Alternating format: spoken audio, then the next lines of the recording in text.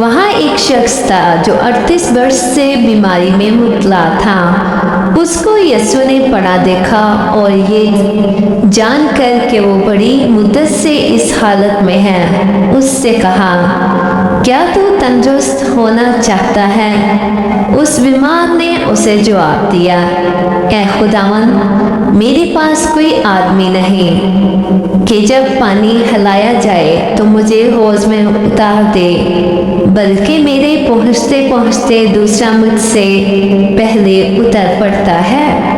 यीशु ने उससे कहा, उठ और अपनी चारपाई उठाकर चल फिर। वो शख्स फौरन तंदुरुस्त हो गया और अपनी चारपाई उठाकर चलने फिरने लगा।